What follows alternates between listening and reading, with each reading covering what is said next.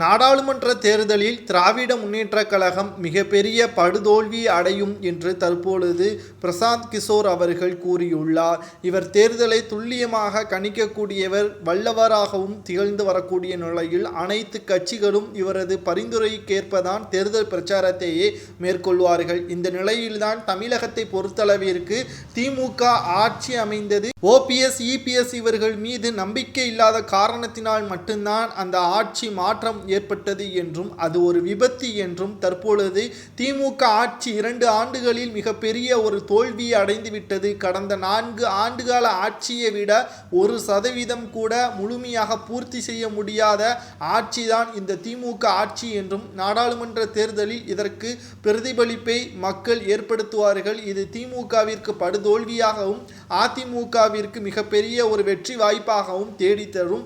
எடப்பாடி பழனிசாமியை சாதாரணமாக எண்ண வேண்டாம் என்றும், அவரை குறைவாக எடுத்துக்கொண்டால் அது மற்ற கட்சி தலைவர்கள் செய்யக்கூடிய மிகப்பெரிய தவறு என்றும் தற்பொழுது பிரசாந்த் கிஷோர் அவர்கள் கூறியுள்ளார். நாடாளுமன்ற தேர்தலில் எந்த ஒரு கட்சியுடன் கூட்டணி இல்லாமல் தனித்து நிற்பது சாதாரண விஷயம் கிடையாது என்றும், அது திமுக செய்திருந்தால் ஆளும் கட்சிக்கு இருக்கின்ற பவர் என்று நாம் கூறலாம்.